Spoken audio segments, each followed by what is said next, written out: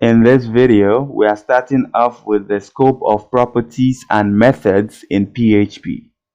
It's good you note that properties and methods in PHP are of three scopes, and they are very simple to remember. The first scope we have seen a lot is the public scope.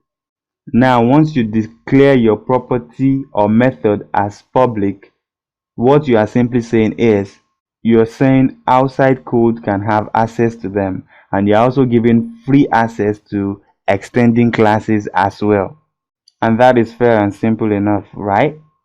Now, the next scope we'll be talking about is the private scope. When we actually declare our property and method as private, we're saying that outside code cannot have access to this property or method, but extending class can have free access to it. And that is as simple as that.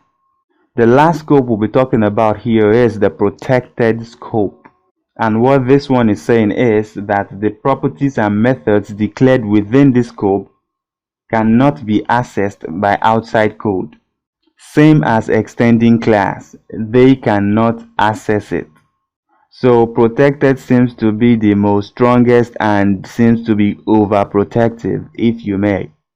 And so you are currently looking at the three scopes in which our properties and our methods can be declared. You are used to the public already, only that we are yet to try out the private and protected.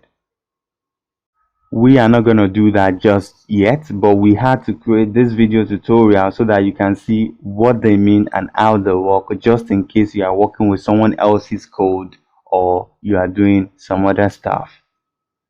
So please try and get these three scopes and how they work at the back of your mind somewhere. So we are moving on now to static property and method. Sometimes your properties can be declared as static, same as your method. Sometimes they are declared as static. How then can you make use of their values? How can you manipulate the actions within them? Very, very simple. And this code on your screen right now takes care of those questions.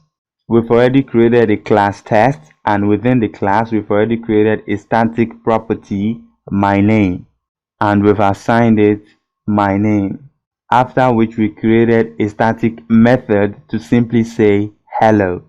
So this method actually returns hello world. That is all. Very, very simple.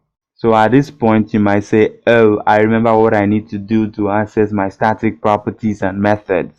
I'll simply call the class name, followed by the scope resolution operator, and then followed by the name of my property. The name of my property in this case is my underscore name. So this is how I am going to do it. How about for my method? It's also very simple. I'll simply call my class name, followed by the scope resolution operator, and then the name of my method, which is say hello. And of course, I do not want to forget my parenthesis. So if I save this and refresh this, absolutely nothing happens, because I am supposed to echo this statement. Also, I would not also want to forget to put my new line so that they would not fall on the same line. So let me just quickly take care of that.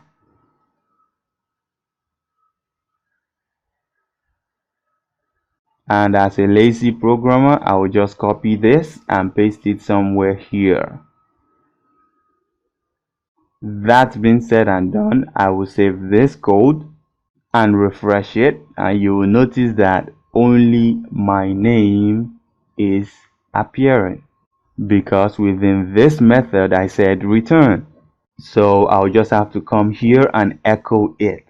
I hope you guys are taking note of all the silly mistakes one can make when writing code and then trying to debug them. So if I save this and refresh, it all comes out nicely.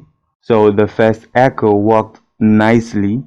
My class name, the double colon, and then the name of the static property. And then we got the output of the value associated with the static property. And then for my static method, the class name, the double colon, and then the name of my method. And this actually outputted what my method asked to return. Hello world. But you might be wondering, what if we do them the usual way? Are you telling me they won't work? And what is this usual way in the first place?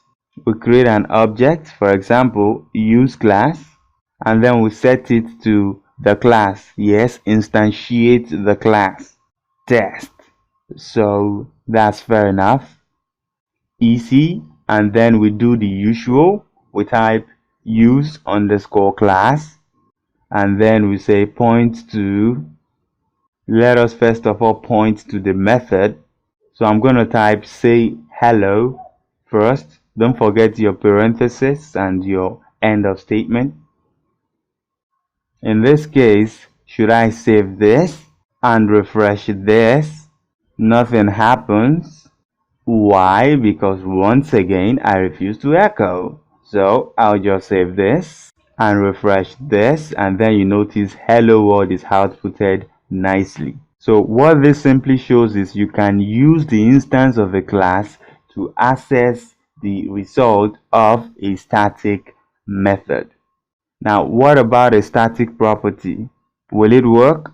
There's only one way to find out. So we'll still do what we have to do. We say echo. What do we want to echo? Use class, pointing to, this time around, the property. And the name of the property is my name. And that is going to be all for now. End of statement. I save this and I refresh this. Oh my god, we just got an error. It says accessing static property. This is not allowed. In fact, it says it's an undefined property. So you are going to get a fatal error if you are trying to get to the value of a static property through an object. So let's just write this off right now. Please do not ever do that.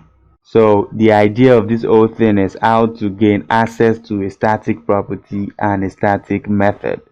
And we have learned so far that this method works all the time for static properties and static methods.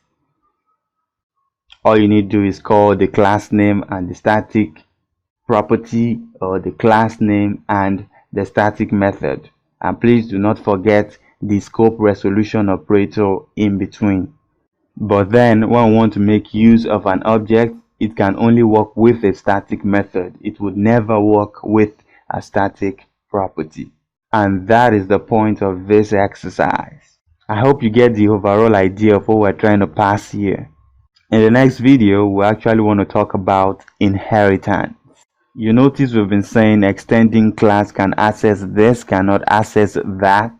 What do we actually mean? In the next video, you will understand that. And that is the last concept we'll be talking about in this introductory video to object-oriented PHP. I hope you guys are so excited to join me there. And as usual, I am waiting for you in the very next video. See you there.